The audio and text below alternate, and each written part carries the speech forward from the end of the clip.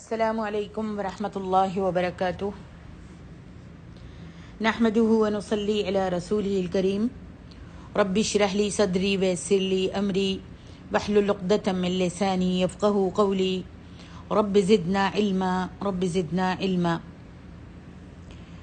اللہم طہر قلبی من النفاق وعملی من الریاء ولسانی من الکذب فإنک تعلم خائنة الأعین وما تخفی الصدور سبحانک لا علم لنا الا ما علمتنا انک انت العلیم الحکیم یا رب علمنا علمک ودینک وسنت نبیک محمد صلی اللہ علیہ وسلم آمین یا رب العالمین۔ تفسیر سورۃ التوبہ آیت نمبر 17 سے 22 تک۔ اعوذ باللہ من الشیطان الرجیم ما كان للمشركين أن يعمروا مساجد الله شاهدين على أنفسهم بالكفر أولئك حبطت أعمالهم وفي النار هم خالدون إنما يعمر مساجد الله من آمن بالله واليوم الآخر وأقام الصلاة وآتى الزكاة ولم يخش إلا الله فعسى أولئك أن يكونوا من المهتدين أجعلتم سقاية الحاج وعمارة المسجد الحرام كمن آمن بالله واليوم الآخر وجاهد في سبيل الله لا يستوون عند الله والله لا يهدي القوم الظالمين الذين آمنوا وهاجروا وجاهدوا في سبيل الله بأموالهم وأنفسهم أعظم درجة عند الله وأولئك هم الفائزون يبشرهم ربهم برحمة منه ورضوان وجنات لهم فيها نعيم مقيم خالدین فیہا ابدا ان اللہ عنده اجر عظیم۔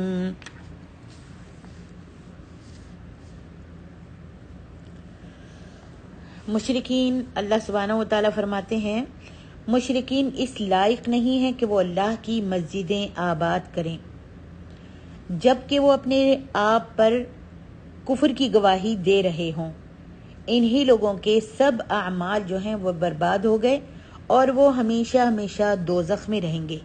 اللہ سبحانہ و تعالیٰ نے فرمایا ہے کہ اس کے ساتھ شرک کرنے والوں کو یہ بات زیبا نہیں دیتی کہ اس کی مسجدوں کو آباد کریں، کیونکہ یہ مسجدیں جو ہیں یہ صرف اسی اللہ وحدہ لا شریک کے پاک نام پر بنائی گئی ہیں، اور جس نے یہاں مساجد اللہ پڑھا ہے تو اس نے اس سے مسجد حرام مراد لی ہے، جو تمام مسجدوں سے اشرف و افضل ہے، اور جو پہلے دن ہی سے اللہ سبحانہ و تعالی اللہ وحدہ لا شریک کی عبادت کے لیے بنائی گئی ہے، اور جس کے بانی خلیل الرحمن حضرت ابراہیم علیہ السلام ہیں۔ بہرحال مشرکوں کو یہ بات زیب نہیں دیتی کہ وہ اللہ کی مسجدوں کو آباد کریں جبکہ وہ اپنے آپ پر کفر کی گواہی دے رہے ہوں۔ سعدی نے کہا کہ اگر آپ کسی نصرانی سے پوچھیں کہ تمہارا دین کیا ہے تو وہ کہے گا کہ میں نصرانی ہوں، کسی یہودی سے یہ سوال پوچھیں تو وہ کہے گا کہ میں یہودی ہوں، اور اگر کسی صابی سے پوچھیں، یہاں پہ یاد رکھیے صحابی نہیں میں کہہ رہی، صابی کہہ رہی ہوں، صابی جو بے دین ہوتے ہیں جس کا معنی بے دین ہے، اگر کسی صابی سے پوچھیں کہ تمہارا دین کیا ہے تو وہ کہے گا کہ میں صابی ہوں، اور اگر کسی مشرک سے پوچھیں تو وہ جواب دے گا کہ میں مشرک ہوں۔ سبحان اللہ۔ تو یعنی اللہ تبارک و تعالیٰ اس آیت کی تفسیر میں یہ ہے کہ کعبہ یا کسی بھی مسجد کی تولیت، مجاوری اور آباد کاری مشرکوں کے لیے مناسب ہی نہیں ہے۔ کعبہ جو ہے وہ خالصتاً اللہ کی عبادت کے لیے بنایا گیا تھا، اور ایسے ہی دوسری مساجد بھی اسی غرض کے لیے بنائی جاتی ہیں، لیکن یہ مشرک بیت اللہ میں بھی اللہ کے ساتھ دوسروں کو شریک بناتے تھے۔ مشرکوں نے اللہ سبحانہ و تعالیٰ کے اس گھر میں 360 بت رکھے ہوئے تھے، دیواروں پر اپنے بزرگوں اور دیوی دیوتاؤں کی تصویریں بھی بنا رکھی تھیں، اور ان ظالموں نے حضرت ابراہیم علیہ السلام اور حضرت اسماعیل علیہ السلام کے مجسمے بھی بنا کر ان کے ہاتھوں میں فال گیری کے تیر پکڑا رکھے تھے۔ نبی علیہ السلام نے فتح مکہ کے بعد بیت اللہ کو ان سب چیزوں سے پاک کر دیا۔ پھر بیت اللہ میں ایسی فحاشی روا رکھی جاتی تھی کہ کیا مرد اور کیا عورتیں ننگے طواف کرتے تھے۔ پھر یہ ظالم طواف کے دوران یہ الفاظ کہہ کر اپنے شرک کی شہادت دیتے تھے، لا شریک لک الا شریک هو لک تملکہ۔ مسلم کی حدیث ہے، وہ کہتے تھے کہ لا شریک لک الا شریک هو لک تملکہ۔ ان کی نظروں میں سرے سے بیت اللہ کے احترام کا تصور ہی نہیں تھا، حتیٰ کہ انہوں نے اپنی عبادت کو سیٹیوں، تالیوں اور گانے بجانے کی محفلیں بنا رکھا تھا۔ پھر کیا ایسے لوگ مساجد کی آباد کاری اور سرپرستی کے مستحق ہو سکتے ہیں؟ کبھی نہیں ہو سکتے۔ اسی لیے اللہ سبحانہ و تعالیٰ نے فرمایا ہے، اور فرمایا کہ وہ جو بڑا تکبر کرتے ہیں، اور یہاں فرمایا کہ تکبر کرتے ہیں اپنی اس خدمت گزاری پر اور متولی ہونے پر تکبر کرتے تھے، اور جتنے بھی وہ نیکیوں کے کام کرتے تھے، فرمایا اولئک حبطت اعمالهم وفی النار هم خالدون۔ ان کے جتنے بھی یہ نیک اعمال تھے سب کے سب برباد ہو گئے، کیونکہ اعمال کی جزا کا انحصار جو ہے اللہ اور روز آخرت پر ایمان ہے، اور مشرک تو روز آخرت پر ایمان ہی نہیں رکھتے تھے، اور اللہ پر ایمان کے معاملے میں ان کا تصور ہی غلط تھا۔ انہوں نے سب خدائی اختیارات اور تصرفات اپنے دیوی دیوتاؤں اور بزرگوں کو دے رکھے تھے، لہٰذا ایمان نہ لانے کی وجہ سے ان کے اچھے اعمال جو ہیں اللہ تعالیٰ فرماتا ہے ضائع ہو جائیں گے، اور شرک اور بد اعمالی کی وجہ سے وہ ہمیشہ ہمیشہ دوزخ میں رہیں گے۔ اللہ ہم سب کو محفوظ رکھے۔ آگے ارشاد ربانی ہے، انما یعمر مساجد اللہ من آمن باللہ والیوم الآخر۔ اللہ کی مسجدوں کو تو صرف وہ لوگ آباد کرتے ہیں جو اللہ پر اور روز قیامت پر ایمان لاتے ہیں۔ اس آیت میں اللہ تعالیٰ نے مسجدوں کو آباد کرنے والوں کے ایمان کی گواہی دی ہے، جیسا کہ امام احمد نے حضرت ابو سعید خدری رضی اللہ عنہ کی روایت کو بیان کیا ہے کہ نبی علیہ السلام نے فرمایا، اذا رأیتم الرجل یعتاد المسجد فاشہدوا لہ بالایمان۔ جب کسی آدمی کو دیکھو کہ مسجد آنا اس کی عادت ہے، یعنی ہمیشہ مسجد میں آتا ہے، اس کی عادت ہے، تو اس کے ایمان کی گواہی دو۔ اللہ اکبر۔ یہاں آباد کرنے سے مراد مساجد میں نمازوں کے لیے آنا جانا، مساجد کی صفائی، ان میں روشنی کا انتظام کرنا، مساجد کی تعمیر کرنا، ان کی مرمت اور تولیت وغیرہ سب کچھ شامل ہے، اور یہ صرف ان لوگوں کا کام ہے جن میں بالخصوص 4 باتیں پائی جاتی ہیں۔ کون سی 4 باتیں؟ من آمن باللہ والیوم الآخر۔ سب سے پہلی جو بات ہے وہ ہے اللہ اور روز آخرت پر ایمان لانا۔ اللہ اور روز آخرت پر ایمان، پھر اسی ایمان کی ظاہری شہادت کے طور پر وَأَقَامَ الصَّلَاةَ، نماز کا قیام کرنا، وَآتَى الزَّكَاةَ، اور زکوٰۃ کی ادائیگی کرنا، اور وَلَمْ يَخْشَ إِلَّا اللَّهَ، زکوٰۃ کی ادائیگی کرنا اور اللہ کے سوا کسی سے نہ ڈرنا، یعنی اللہ کے سوا کسی دوسرے دیوی دیوتا بزرگ یا فرشتوں اور ستاروں کی ارواح کے متعلق یہ گمان رکھنا کہ اگر وہ ناراض ہو گئے تو اس کو کوئی نقصان پہنچا سکتے ہیں یا کسی مصیبت سے دوچار کر سکتے ہیں۔ اگر یہ دیوی دیوتا بزرگ فرشتے پیر فقیر ناراض ہو گئے تو یہ کوئی نقصان پہنچا سکتے ہیں یا کسی مصیبت سے دوچار کر سکتے ہیں، ہم پر مصیبت لا سکتے ہیں۔ پھر اسی بنا پر ان کی نظر و نیازیں دینا اور منتیں ماننا یا عبادت کی کوئی بھی رسم بجا لانا کسی ایماندار کا شیوا نہیں ہے۔ جو اللہ اور اس کے رسول پر ایمان لاتا ہے، نماز قائم کرتا ہے، زکوٰۃ دیتا ہے، وہ کسی سے بھی نہیں ڈرتا۔ اور پھر جب وہ یہ سارے کام کرتا ہے تو وہ ایک تو کسی سے نہیں ڈرتا، پھر اس کے بعد وہ اس کے ایمان کا شیوا بھی نہیں ہوتا، اور نہ ہی ایسے لوگ کبھی ہدایت پا سکتے ہیں جو یہ 4 باتیں بھی مانتے ہیں، اس پر ایمان بھی لاتے ہیں، اور پھر دیوی اور دیوتاؤں سے ڈرتے ہیں، اور پھر ان کے نام کی نظر و نیازیں کرتے ہیں اور ان کے نام کی عبادتیں کرتے ہیں یا رسمیں بجا لاتے ہیں، تو وہ کبھی بھی ہدایت یافتہ نہیں ہو سکتے، خواہ وہ نبی کی اولاد ہی کیوں نہ ہو، اور ایسی تولیت ان کے ورثے میں چلی آ رہی ہو۔ مساجد کی آباد کاری اور ان کا ادب و احترام نہایت اعلیٰ درجے کا عمل ہے، جیسا کہ حدیثوں سے واضح ہوتا ہے۔ حضرت عثمان رضی اللہ عنہ فرماتے ہیں کہ میں نے نبی کریم صلی اللہ علیہ وسلم کو فرماتے ہوئے سنا کہ جس نے اللہ کی رضا کے لیے، اللہ کی رضامندی حاصل کرنے کے لیے زمین پر مسجد بنائی، اللہ ویسا ہی گھر اس کے لیے جنت میں بنائے گا۔ یہ بخاری کی حدیث ہے۔ اللہ اکبر، سبحان اللہ۔ حضرت ابو سعید کہتے ہیں کہ نبی علیہ الصلوۃ والسلام نے فرمایا کہ اگر تم کسی آدمی کو مسجد میں آنے جانے کا عادی دیکھو کہ وہ ہمیشہ آتا ہے اور نماز پڑھتا ہے، تو اس کے ایمان کی گواہی دو، کیونکہ اللہ تعالیٰ نے فرمایا کہ اللہ کی مسجدیں صرف وہی لوگ آباد کرتے ہیں جو اللہ اور آخرت کے دن پر ایمان رکھتے ہیں۔ یہ ترمذی کی حدیث ہے۔ اللہ اکبر۔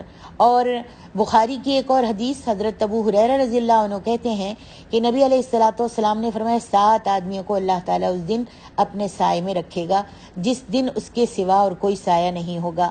نمبر 1 عادل بادشاہ، اور نمبر 2 وہ جوان جو جوانی کی امنگ سے اللہ کی عبادت میں رہا، اور نمبر 3 وہ شخص جس کا دل مسجد میں لگا رہتا ہے، اور چوتھا وہ شخص، وہ 2 مرد جنہوں نے اللہ کی خاطر محبت کی پھر اس پر قائم بھی رہے اور اسی پر ایک دوسرے سے جدا ہوئے، وہ شخص جسے کسی کتنے ہو گئے؟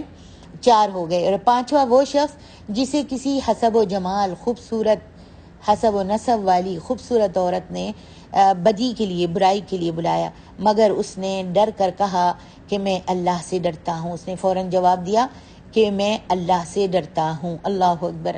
چاہے عورت کو مرد نے بلایا ہو یا مرد نے عورت کو بلایا ہو، دونوں میں سے ایک نے جس نے بھی کہا کہ میں اللہ سے ڈرتا ہوں، وہ بھی اللہ تعالیٰ کے اس دن اللہ تعالیٰ ان کو اپنے سائے کے نیچے رکھے گا۔ اللہ اکبر۔ اور 4 ہو گئے، 5 ہو گئے، اور جو چھٹا ہے وہ مرد جس نے دائیں ہاتھ سے ایسے چھپا کر صدقہ دیا کہ بائیں ہاتھ تک کی خبر نہیں ہوئی، اور 7واں وہ مرد جس نے تنہائی میں، وہ مرد یا وہ عورت جس نے تنہائی میں اللہ کو یاد کیا تو اس کے آنسو جو تھے وہ بہہ نکلے، اللہ اکبر، برسنے لگے۔ اسی طریقے سے بخاری کی حدیث سے ابو ہریرہ کہتے ہیں کہ نبی صلی اللہ علیہ وسلم نے فرمایا فرشتے اس شخص کے لیے دعا کرتے رہتے ہیں جو نماز پڑھنے کے بعد مسجد میں اپنی نماز کی جگہ پر بیٹھا رہے۔ تو کیا عورتوں کو نہیں؟ عورتیں بھی جو نماز پڑھنے کے بعد اپنے اذکار پڑھیں، اور جو اذکار ہیں نماز کے بعد سبحان اللہ، الحمدللہ، اللہ اکبر 33 مرتبہ اور اللہ اکبر 34 مرتبہ کہیں اور اپنی مصلی پر بیٹھے رہیں، تو جب تک اس کو حدث لاحق نہ ہو، یعنی اس کو کوئی حاجت نہ ہو، فرشتے اس کو یوں ہی کہتے رہتے ہیں یا اللہ اس کو بخش دے، یا اللہ اس پر رحم فرما۔ اللہ اکبر۔ اللہ تعالی ہم سب کو بھی نیکیوں کے کام کرنے کی توفیق عطا فرمائے۔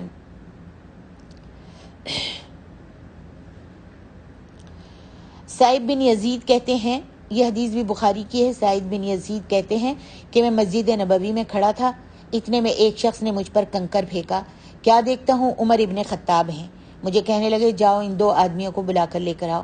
میں بلا کر لے کر آیا۔ حضرت عمر نے ان سے پوچھا کہاں سے آئے ہو؟ وہ 2 آدمی جو تھے وہ زور زور سے مسجد نبوی میں باتیں کر رہے تھے، اس واسطے نبی علیہ الصلوۃ والسلام نے ان کو بلوایا، کہا کہاں سے آئے ہو؟ تو وہ کہنے لگے طائف سے آئے ہیں۔ تو حضرت عمر نے فرمایا اگر تم اس شہر کے رہنے والے ہوتے تو میں تمہیں خوب سزا دیتا، تم نبی علیہ الصلوۃ والسلام کی مسجد میں اپنی آوازیں بلند کر رہے ہو، زور زور سے باتیں کر رہے ہو۔ آج تو ہمارے پاس مسجدوں کا کوئی ادب و احترام ہی نہیں رہا، جو لڑائی ہے، جو مسئلہ ہے اور جو بھی بات ہے وہ مسجدوں میں ہی آن کر مرد حضرات بھی کرتے ہیں اور عورتیں بھی اپنے جھگڑے مسجد میں لاتی ہیں اور زور زور سے چیخ و پکار ہوتی ہے۔ اللہ تعالی ہم سب کو بچائے اور محفوظ رکھے۔ آگے ارشاد ربانی ہے، اجعلتم سقایۃ الحاج و عمارۃ المسجد الحرام کمن آمن باللہ والیوم الآخر وجاہد فی سبیل اللہ لا یستوون عند اللہ۔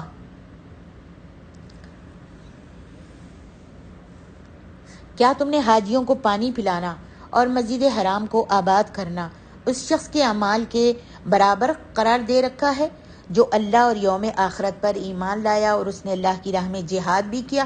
اللہ کے نزدیک یہ برابر نہیں ہو سکتے، اور اللہ سبحانہ و تعالیٰ ظالم لوگوں کو ہدایت جو ہے وہ نہیں دیتا۔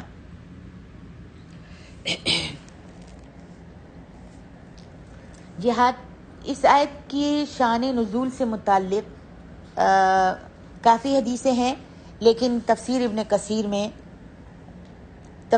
کثیر میں جو شان نزول اس آیت کا لکھا گیا ہے وہ یہ ہے کہ حضرت ابن عباس سے روایت کیا ہے ابو طلحہ نے کہ یہ عباس بن عبد المطلب کے بارے میں اس وقت نازل ہوئی تھی جب انہیں بدر کے دن قیدی بنا لیا گیا تھا۔ آپ نے پڑھا ہے نا کہ ان کو قید کر لیا گیا تھا، جس وقت یہ حضرت عباس بن عبد المطلب کے بارے میں اس وقت نازل ہوئی تھی جب انہیں بدر کے دن قیدی بنا لیا گیا تھا، اور انہوں نے کہا تھا کہ اگر تم ہم سے اسلام، ہجرت اور جہاد میں سبقت لے گئے ہو تو کیا ہوا، ہم بھی تو مسجد حرام کو آباد رکھتے ہیں، حاجیوں کو پانی پلاتے ہیں اور فدیہ دے کر قیدیوں کو چھڑاتے رہے ہیں۔ تو اس موقع پر اللہ سبحانہ و تعالی نے اس آیت کریمہ کو نازل کیا اور فرمایا کہ تمہارے یہ تمام اعمال حالت شرک میں تھے، اور شرک کے ساتھ میں کسی عمل کو قبول نہیں کرتا۔ نعمان بن بشیر کہتے ہیں کہ میں آپ صلی اللہ علیہ وسلم کے منبر کے پاس بیٹھا تھا کہ ایک شخص کہنے لگا، مجھے کوئی پرواہ نہیں اگر میں اسلام لانے کے بعد کوئی عمل نہ کروں سوائے حاجیوں کو پانی پلانے کے۔ دوسرے نے کہا، مجھے بھی کوئی پرواہ نہیں اگر میں اسلام لانے کے بعد کوئی عمل نہ کروں سوائے مسجد حرام کی تعمیر و آبادی کرنے کے۔ تیسرے نے کہا، اللہ کی راہ میں جہاد کرنا ان کاموں سے افضل ہے جس کا تم ذکر کر رہے ہو۔ حضرت عمر رضی اللہ عنہ نے ڈانٹا کہ منبر کے پاس اپنی آوازیں بلند مت کرو۔ نعمان کہتے ہیں کہ وہ جمعے کا دن تھا۔ پھر حضرت عمر نے کہا، میں جمعے کی نماز کے بعد نبی علیہ السلام کے پاس جاؤں گا، اور جس بات میں تم اختلاف کر رہے ہو اس بارے میں ضرور نبی علیہ السلام سے سوال کروں گا۔ اس موقع پر اللہ تعالیٰ نے یہ آیت نازل فرمائی، اجعلتم سقایۃ الحاج۔ تو اس کے کافی شان نزول ہیں جس میں سے دو آپ کے سامنے بیان کیے گئے ہیں۔ اس آیت میں روئے سخن مسلمانوں اور مشرکوں سب کے لیے عام ہے۔ مشرکوں کے لیے اس لحاظ سے کہ وہ بڑے فخر سے کہا کرتے تھے کہ ہم حاجیوں کی خدمت کرتے ہیں، انہیں پانی پلاتے ہیں اور انہیں کھانا کپڑا مہیا کرتے ہیں، نیز ہم مسجد حرام کی مرمت یا غلاف کعبے کا غلاف جو ہے وہ بھی چڑھاتے ہیں، یا روشنی وغیرہ کا بھی انتظام کرتے ہیں۔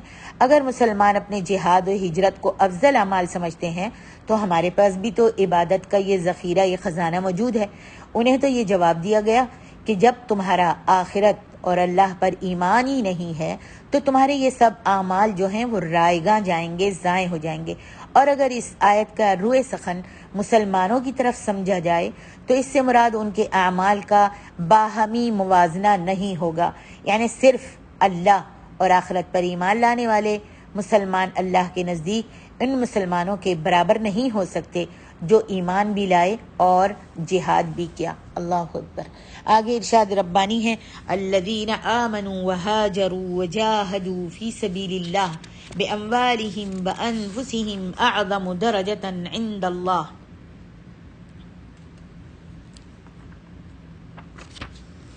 اعظم درجۃ عند اللہ، وہ لوگ جو ایمان لائے اور انہوں نے ہجرت کی اور اللہ تعالیٰ کے راستے میں اپنے مالوں اور اپنی جانوں سے جہاد کیا، اللہ کے ہاں بڑے درجے ہیں، وہ سب سے بڑھ کر ہیں اور وہی مراد پانے والے ہیں۔ اللہ اکبر۔ جہاد کے فضائل کتاب و سنت میں بہت سے مقامات پر مذکور ہیں، یہاں میں صرف دو حدیثیں بیان کروں گی۔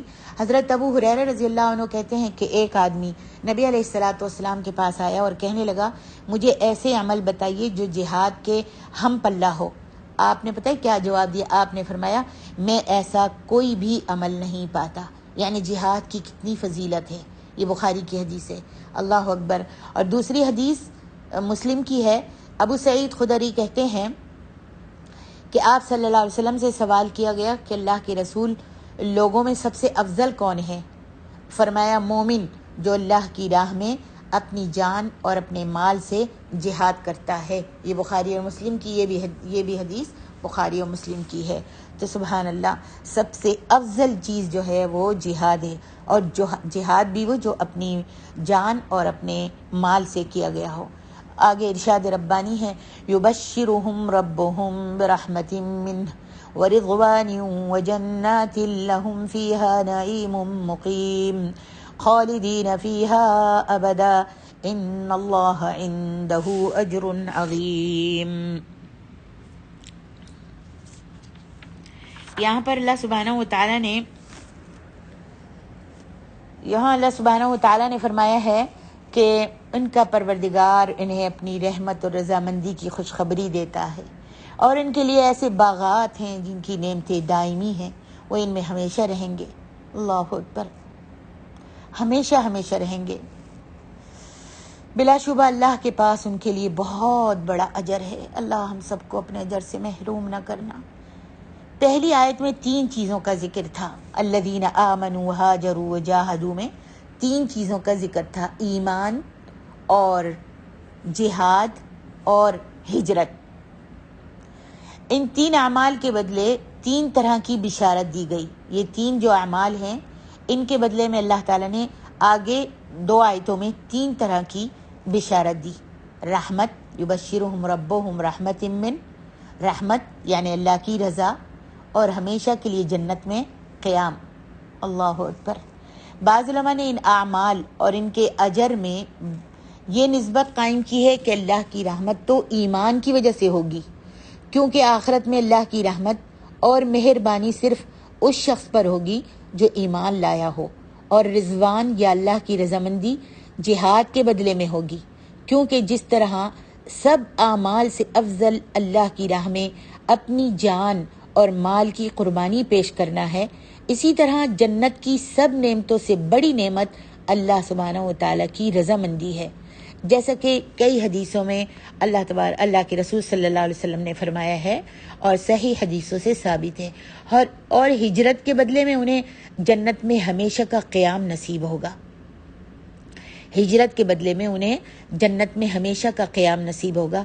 انہوں نے اللہ کی خاطر اپنا وطن چھوڑا، اپنے رشتہ دار چھوڑے، اپنے اہل، اپنے عزیز و اقارب چھوڑے، تو اس کے بدلے میں انہیں اپنے وطن سے بہتر وطن، اپنے گھر سے بہتر گھر ملے گا، جس میں ہر طرح کی نعمتیں ہوں گی، اور اس گھر کو چھوڑنے یا اس کے چھوٹ جانے کا کبھی سوال ہی پیدا نہیں ہوگا۔